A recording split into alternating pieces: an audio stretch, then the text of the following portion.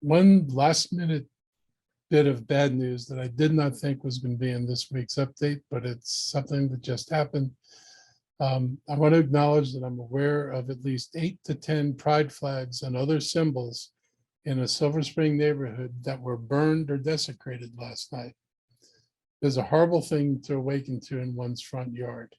You ought to be able to put a pride flag up, or I support Ukraine flag up, or I support diversity sign up without having it vandalized. Sadly, these incidents are being investigated by the police now, and we stand in solidarity with families and the community, and hopefully there will be door cameras that maybe provide us a clue about who did this.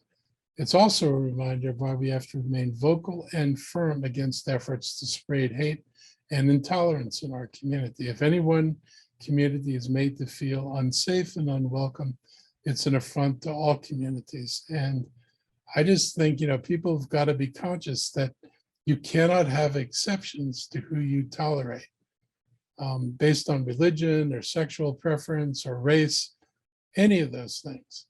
Because the moment you allow an exception, it's a slippery slope to letting somebody else say, I think I should have an exception for not tolerating some other group.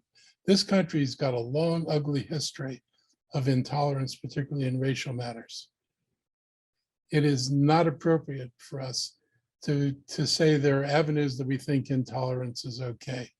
So I just want to be clear that, it's tolerance for everybody, not selective tolerance. And that's been the county's policy for a long time, and it's going to continue to be the county's policy.